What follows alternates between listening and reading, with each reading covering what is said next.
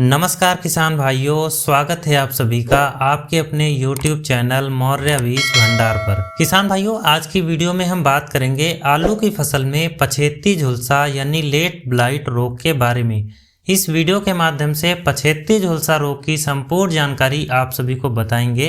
अगर आपको वीडियो पसंद आए तो आप लोग चैनल को लाइक, कमेंट, शेयर और सब्सक्राइब जरूर करें। किसान भाइयों, आलू की फसल में पछेती झुलसा काफी ज्यादा विनाशकारी होती है।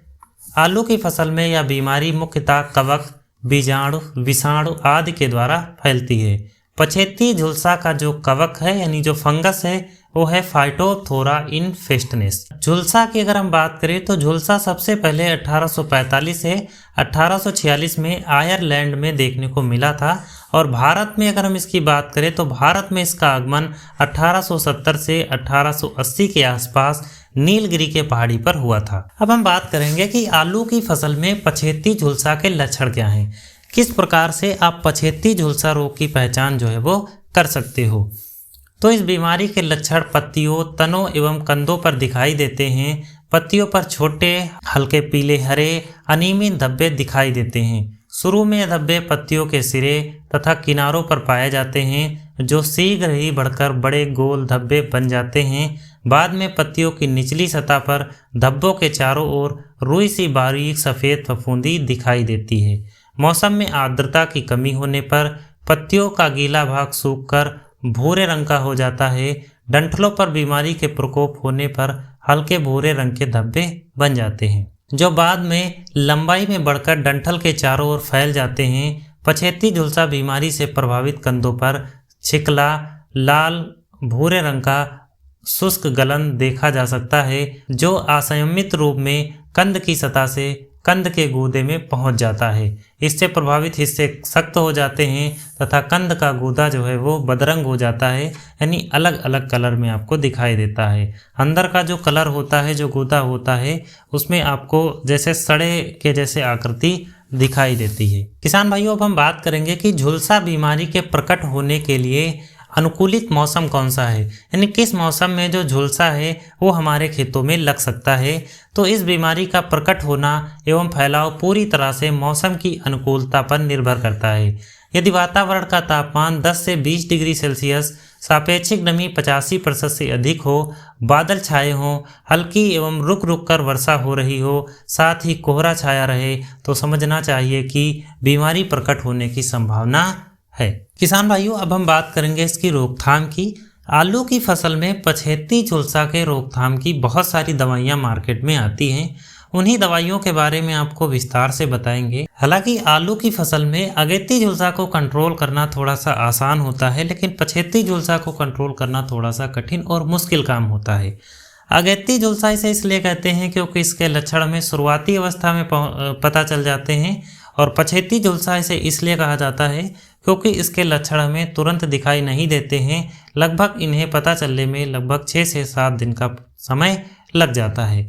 लेकिन अगर किसान जो है वो शुरुआती अवस्था में पौधों को अच्छे से देखे तो इस रोग की जो पहचान है वो आसानी से हो जाती है। इसकी पहचान के बारे में हमने आपको आगे बताया है कि पत्तियों का रंग किस प्रकार से होता है और किस प्रकार के धब्बे आपको दिखाई देते हैं, आपको इसके बारे में विस्तार से बताया गया है।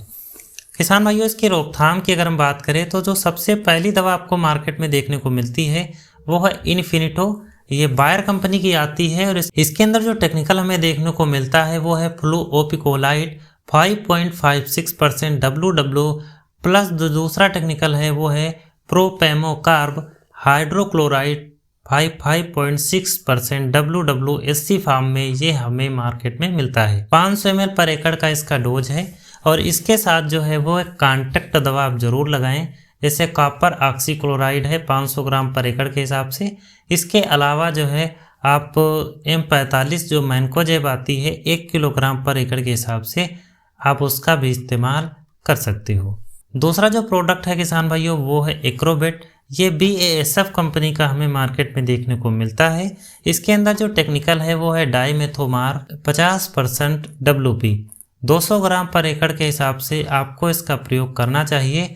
इसके साथ आप कॉपर ऑक्सीक्लोराइड 500 ग्राम पर एकड़ के हिसाब से इस्तेमाल में ले सकते हो। इसके अलावा और भी मार्केट में बहुत सारी कॉन्ट्रैक्ट दवाइयाँ आती हैं जैसे M45 जो मैनकोजेब आती है, आप उसका भी इस्तेमाल कर सकते हो। किसान भाइयों, तीसरी जो दवा है वो है करजेट। इसके अंदर जो हमें टेक्निकल देखने को मिलता है वो है साइमोक्सानिल 8% और मैनकोजेब 64% WP। 600 ग्राम पर एकड़ के हिसाब से आपको इसका इस्तेमाल अपनी फसल में करना चाहिए। इसके साथ आप एक कॉन्ट्रैक्ट दवा जरूर मिलाइए, जैसे कॉपर ऑक्सीक्लोराइड है 500 ग्राम पर एकड़ के हिसाब से। इसके अलावा आप जो मैनकोजेब आती है M45, आप उसका प्रयोग 1 किलोग्राम पर एकड़ के हिसाब से कर सकते हो। इसके साथ किसान भाइयों, आपको लेना है एक प्रतिजैविक के रूप में आप स्ट्रेप्टोसाइक्लिन ले सकते हो 2 पाउच पर एकड़ के हिसाब से। इसके अलावा जो बैक्टीरिया माइसिन आती है 25 ग्राम का एक पाउच जो है आप 1 एकड़ यूज में ले सकते हो, ये टी स्टेंस कंपनी की आती है। इसके अलावा आप कासुगा माइसिन का इस्तेमाल कर सकते हो 250 ml पर एकड़ के हिसाब से। और इसके अलावा आप जो है वो वेल्डामाइसिन जो आती है उसका प्रयोग भी 250 ml पर एकड़ के हिसाब से कर सकते हो। किसान भाइयों, पांचवा जो प्रोडक्ट है वो है किरारी। किरारी के अंदर हमें जो टेक्निकल देखने को मिलता है वो है एमिसल्ब्रम 20% WVSC फार्म में, ये हमें मार्केट में देखने को मिलता है। किसान भाइयों, ये कॉन्टैक्ट और लोकली सिस्टमिक फंजीसाइड है, यानी पौधों के ऊपर भी कार्य करता है और अंदर भी पूर्णतः काम करता है। इसके साथ आपको किसी भी प्रकार की कॉन्टैक्ट दवा मिलाने की ज़रूरत नहीं पड़ती है। डोज की बात करें तो 200 ml पर एकड़ के हिसाब से आप इसका इस्तेमाल अपनी फसलों में कर सकते हो। किसान भाइयों, अगर हम छठी दवा की बात करें तो वो है इक्वेशन प्रो। ये जो है कॉर्टिवा कंपनी की देखने को मिलती है। इसके पहले ड्यूपॉन्ट में आती थी, लेकिन इस समय जो इसकी पैकिंग आ रही है वो कॉर्टिवा कंपनी की आ रही है।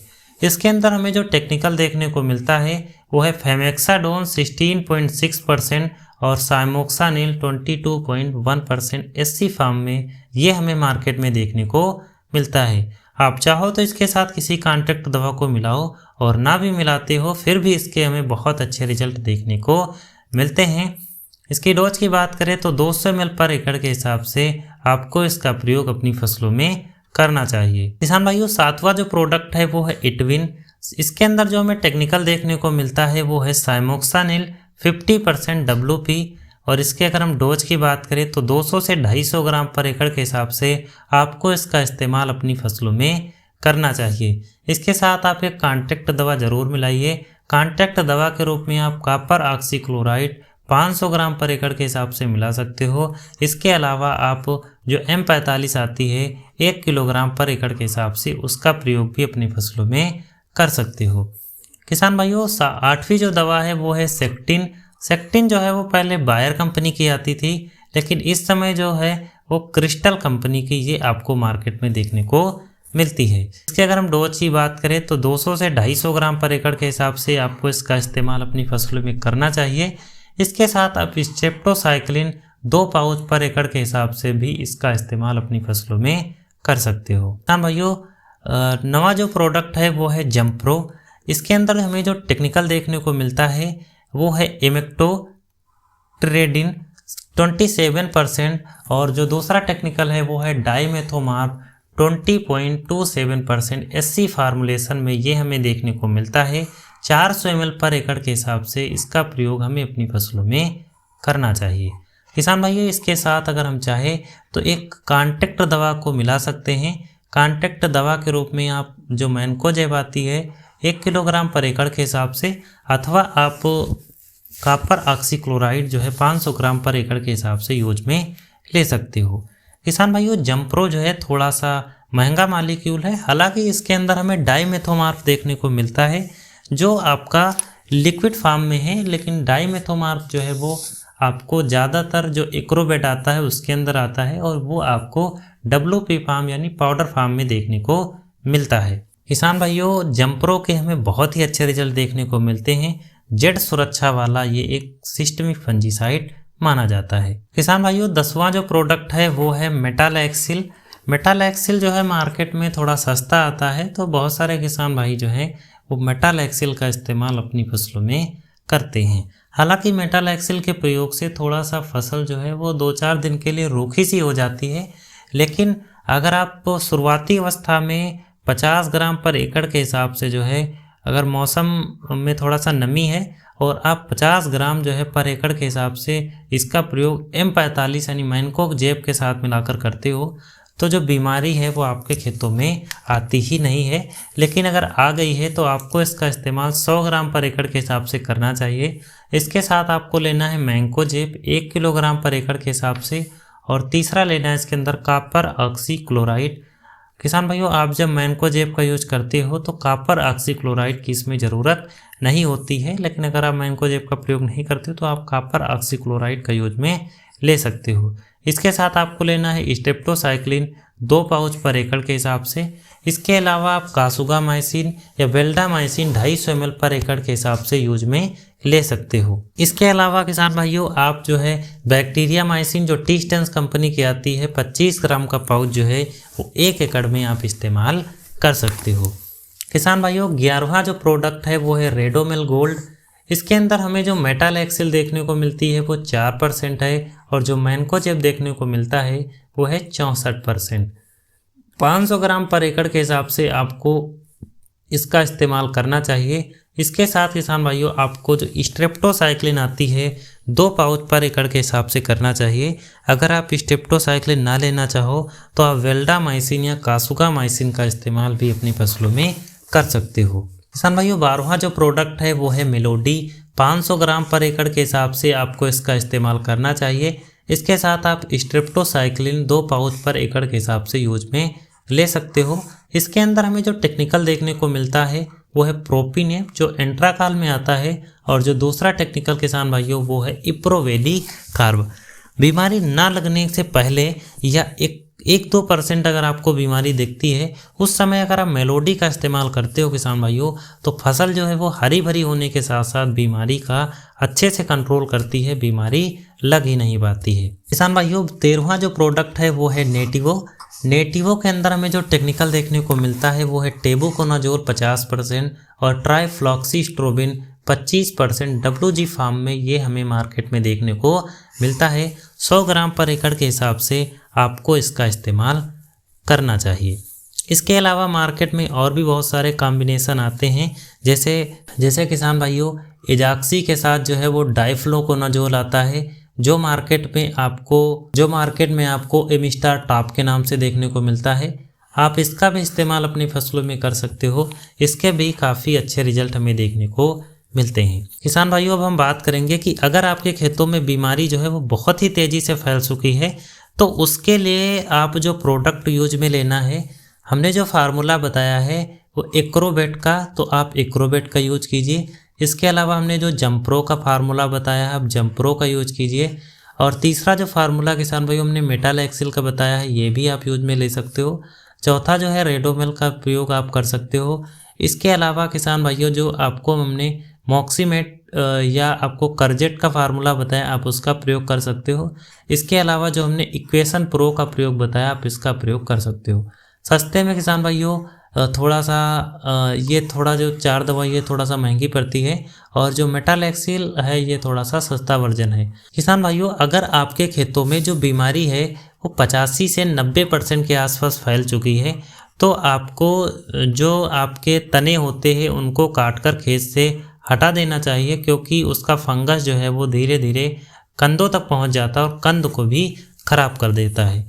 तो हो सके तो आप 85 से 90% जब बीमारी फैली हो तो उस समय आपको उन तनों को हटा देना चाहिए। हमने अपनी तरफ से इस वीडियो में लगभग पछेती झुलसा की सभी दवाइयों के बारे में आपको बताया है जो टॉप रेंज में आती है और किसान जो है इनका प्रयोग ज़्यादातर करता है। हम अपनी शॉप पर लगभग इन्हीं दवाइयों का प्रयोग किसानों को करवाते हैं और बहुत ही अच्छे रिजल्ट हमें देखने को मिलते हैं। किसान भाइयों, उम्मीद करते हैं कि वीडियो आपको पसंद आई होगी। अगर वीडियो पसंद आई हो तो आप लोग चैनल को लाइक, कमेंट, शेयर और सब्सक्राइब कर सकते हो।